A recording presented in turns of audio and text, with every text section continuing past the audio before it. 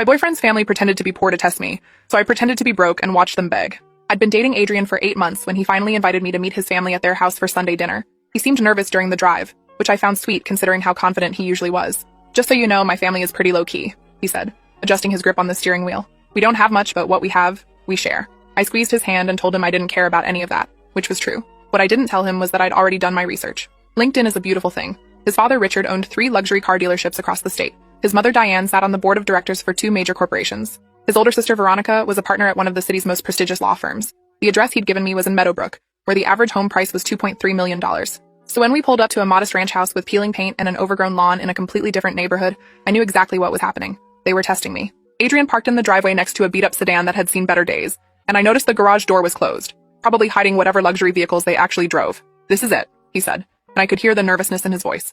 I smiled and said it looked cozy, then followed him to the front door. His mother answered, wearing a faded sweatshirt and old jeans, her hair pulled back in a simple ponytail. "You must be Sloan," she said, pulling me into a hug that felt calculated. Come in, come in. Sorry about the mess." The house was decorated like a stage set for a struggling middle-class family, mismatched furniture that was probably rented, generic artwork on the walls, and a TV that had to be at least 15 years old. But I noticed the small details they'd missed. The Hermes scarf casually draped over a chair, the Montblanc pen on the side table, the barely visible tan line on Richard's wrist where an expensive watch usually sat. I complimented the house and Diane smiled, saying they'd lived here for 20 years and it had good bones even if it needed work. Dinner was served on chipped plates with bent forks, and I watched Adrian's sister Veronica struggle not to grimace as she used the obviously cheap cutlery. His younger brother Mitchell kept glancing at me like he was waiting for me to bolt. Richard asked what I did for work, and I told him I was between jobs at the moment, which wasn't technically a lie since I'd recently sold my marketing firm for 8 figures and was taking time off. "Tough economy," Richard said sympathetically. "What field were you in?" I kept it vague and said digital marketing, doing some freelance work here and there. Diane jumped in asking if I'd gone to college, and I said I'd done a couple years but had to drop out due to financial issues,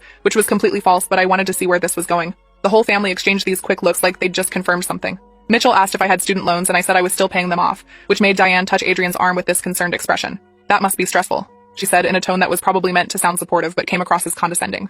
Throughout dinner, they kept dropping hints about their supposed financial struggles. Richard mentioned how expensive car repairs were, even though I'd seen his LinkedIn post from last month about expanding his dealership empire. Diane talked about clipping coupons and shopping sales, despite the Cartier love bracelet I'd spotted in a photo on her office wall from the company website. Veronica complained about law school debt, which was hilarious considering she'd graduated 15 years ago and was pulling in 7 figures annually. The performance was almost impressive in its coordination. After dinner, Adrian excused himself to help his mom in the kitchen, and Richard suggested I join him on the back porch for some air. I followed him outside to a deck that desperately needed staining, and he leaned against the railing with this serious expression. "Adrian really cares about you," he started, and I could feel the setup coming. "We just want to make sure you care about him for the right reasons." I played dumb and asked what he meant. Richard said that Adrian was a good kid with a big heart, and they'd seen him get hurt before by people who were more interested in what he could provide than who he was. I asked if he was asking about my intentions, and Richard nodded. "We're not a wealthy family, Sloan. What you see is what you get. If you're with Adrian expecting some kind of upgrade or financial support, you should know that's not something we can offer." I looked him dead in the eye and said I was with Adrian because I loved him, not because of what was in his bank account. Richard seemed satisfied with that answer and patted my shoulder before heading back inside. I stayed on the porch for a minute, pulling out my phone to text my assistant. "Pull my investment portfolio details. I need the documentation showing I'm broke. Create a paper trail for student loans, credit card debt, the works. Make it look convincing." She responded within seconds saying she was on it. When I went back inside, Diane pulled me aside for what I assumed would be the mother's version of Richard's talk. She held both my hands and said she could tell I was a sweet girl, but she needed to be honest with me. "Adrian has big dreams," she said carefully. "He wants to start his own business someday, buy a house, have a family.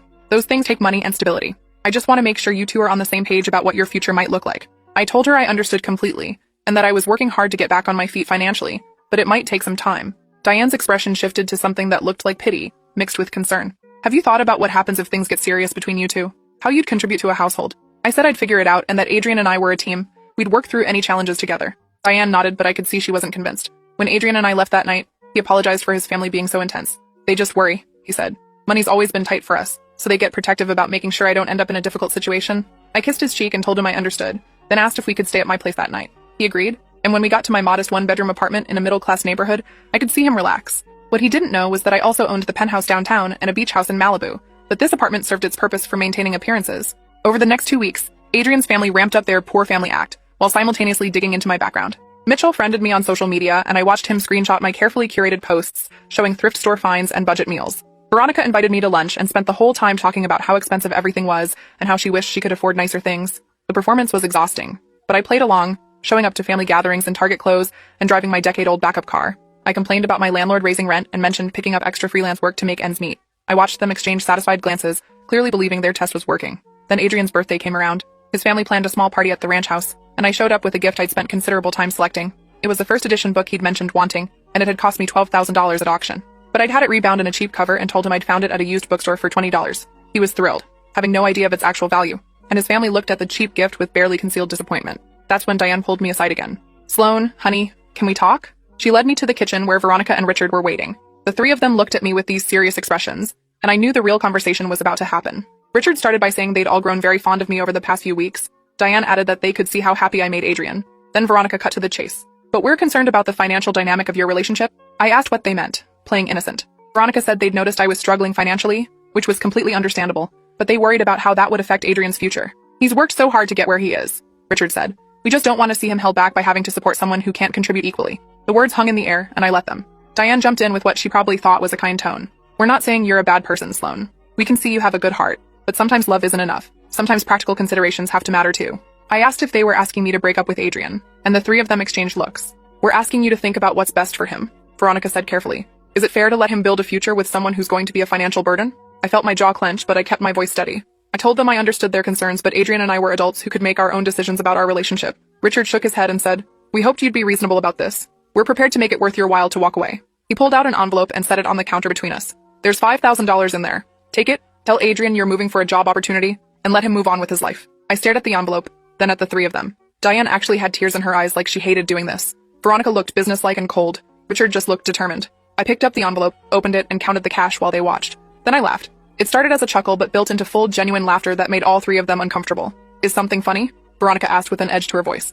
I pulled out my phone and opened my banking app, turning the screen so they could all see it. The balance showed $847,000, and that was just my personal checking account. "You want to pay me $5,000 to leave your son?" I said, still laughing. "I spent more than that on his birthday present. That $20 book? First edition? Authenticated? Purchased at Sotheby's?"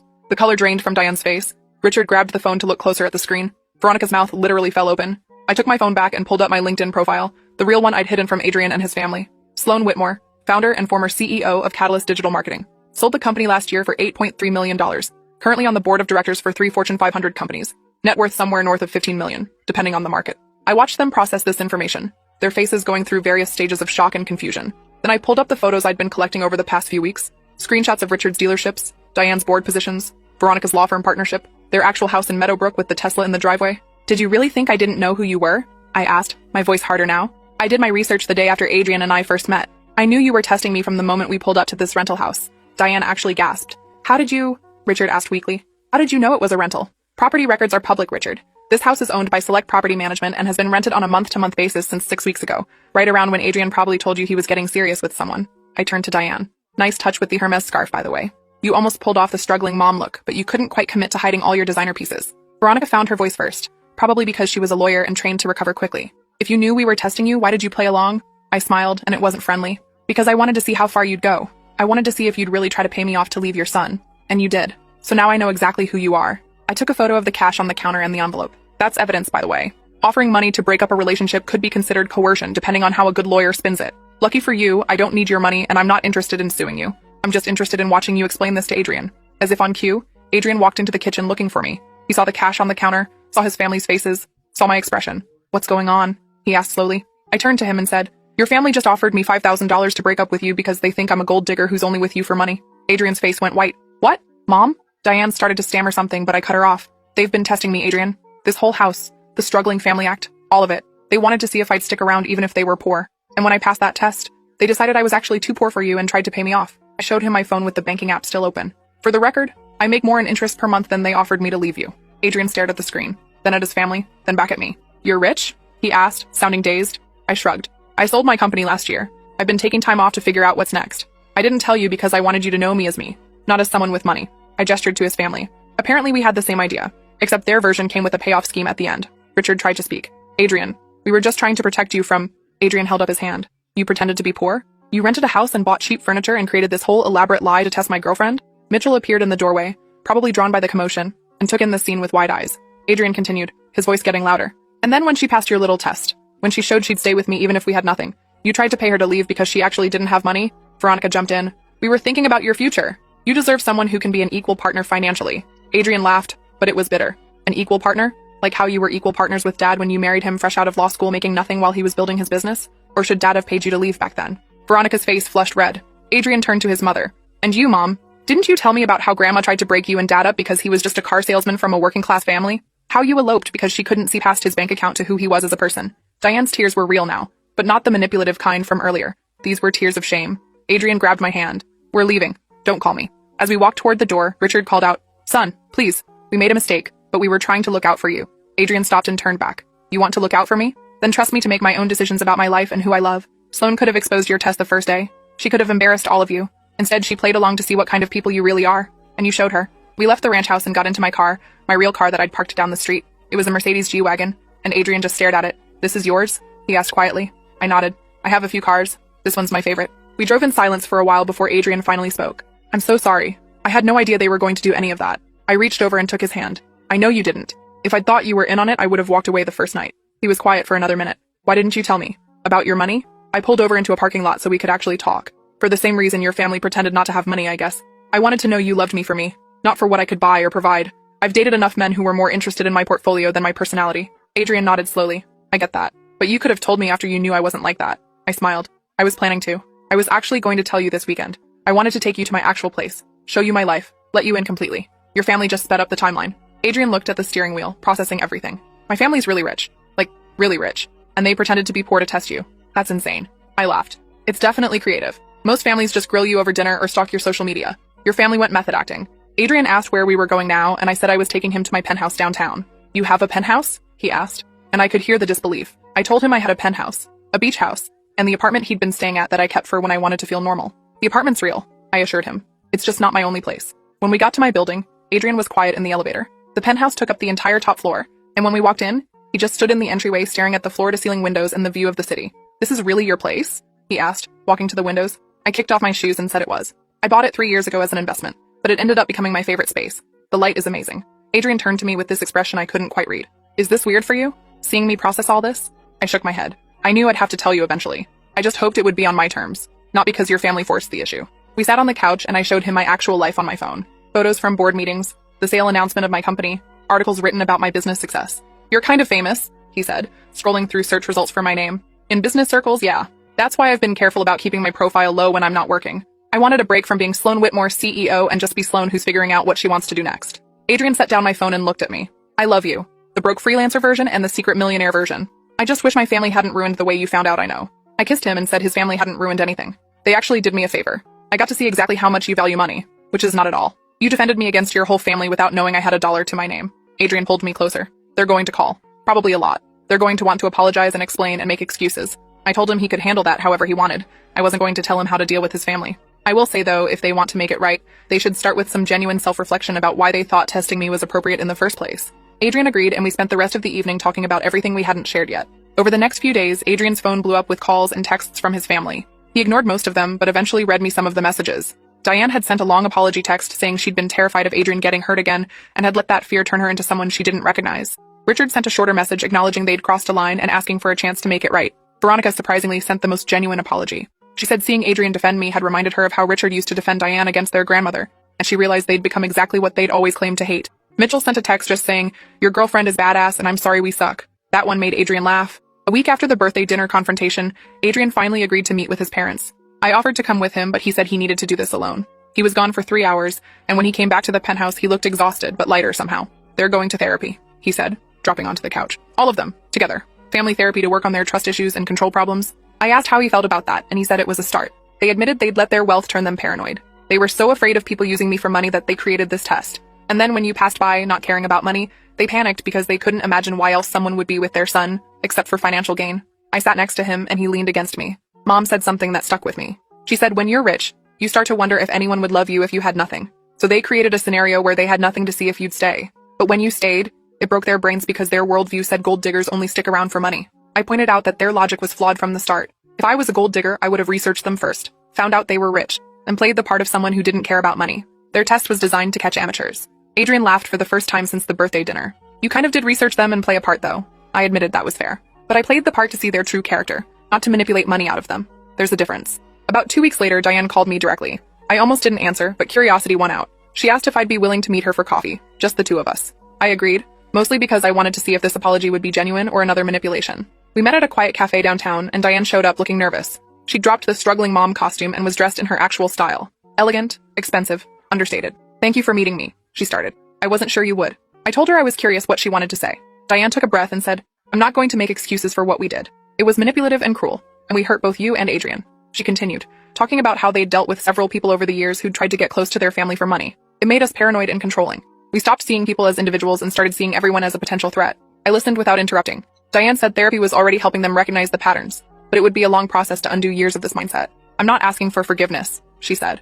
"I'm just asking for a chance to start over, to actually get to know you as the person you are, not as someone we're testing or judging." I considered this and then asked her a question. If I actually had been broke, if I really was struggling financially and in debt, would you be sitting here apologizing? Or would you still think you were right to try and push me out? Diane was quiet for a long moment, and I appreciated that she actually thought about it instead of giving me an automatic answer. I'd like to say yes, but I honestly don't know. The therapy is helping me see that my value system has become warped. I measure people's worth by their financial status without even realizing I'm doing it. She looked at me with tears in her eyes. My mother-in-law did that to me. She measured my worth by my bank account and found me wanting. And I swore I'd never be like her. But I became exactly like her, just with a bigger bank account to feel superior about. I told her I appreciated the honesty. I'm willing to start fresh, but you need to understand that I'm not going to pretend to be someone I'm not. This is who I am, money included. Diane nodded and said she understood. We talked for another hour, and by the end, I felt like I was seeing the real her for the first time. She told me about growing up middle class and marrying Richard when he was just starting his first dealership. We ate ramen for dinner more nights than I can count.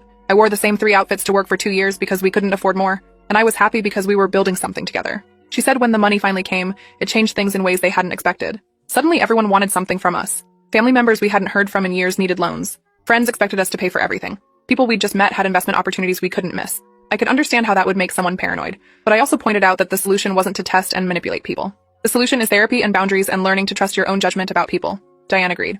That's what we're working on. It's just going to take time. Over the next few months, things slowly improved with Adrian's family. They invited us to dinner at their actual house in Meadowbrook, and it was almost comical seeing them in their real environment. The contrast between the rental house and this place was stark. Massive rooms, expensive furniture, art that was probably worth more than most people's houses. Veronica apologized to me privately, saying she'd been the most aggressive in pushing for the test and the payoff. "I think I was projecting," she admitted. "I married my ex-husband partly for financial security, and when that marriage fell apart, I became convinced that anyone who cared about money was shallow. But then I realized I was the shallow one for reducing relationships to transactions." Mitchell, who was still in college, said watching everything unfold had made him rethink how he approached dating. "I was starting to do what they did, being suspicious of everyone's motives. But seeing how wrong they were about you made me realize that's no way to live." Richard pulled me aside during that dinner and said something that surprised me. "Adrian told us about your company, about what you built. I respect the hell out of that. Building something from nothing and selling it for that kind of value takes real skill." He said he wished they'd taken the time to actually get to know me instead of testing me. "We would have found out you're successful and driven, and we would have been thrilled for Adrian instead of threatened." I thanked him and said I hoped we could move forward. "I'm not going to hold the test against you forever, but I'm also not going to forget it happened. It showed me who you are under pressure, and that's valuable information." Richard respected that and said he'd work to show me different sides of who they could be. The relationship with Adrian's family continued to improve gradually. Family dinners became more comfortable, and they started including me in family group chats and decisions. Diane even invited me to join her book club, which was full of wealthy women who actually liked talking about books instead of using it as a gossip session. About 6 months after the birthday dinner incident, Adrian and I were having dinner at the penthouse when he got serious. "I've been thinking about the future. Our future." I set down my fork and gave him my full attention. He said watching everything unfold with his family had made him realize how much he valued our relationship and how much he trusted me. "You could have destroyed them. You had evidence. You had every right to go scorched earth, but you didn't. You gave them a chance to learn and grow." I told him I did it as much for him as for them. "They're your family. I didn't want to be the reason you lost them." Adrian reached across the table and took my hand. "I know this is probably too soon and we're young and we've only been together for a year, but I need you to know that I want to spend my life with you." My heart started racing and he quickly added, "I'm not proposing right now. I know we need more time, but I'm telling you that's where my head is at. That's where my heart is." I squeezed his hand and told him I felt the same way. "Your family's test ended up being a blessing in disguise. I got to see you defend me without hesitation. I got to see you choose me over their approval. That told me everything I needed to know." We talked late into the night about what we wanted our future to look like. Adrian was working on launching his business, and I was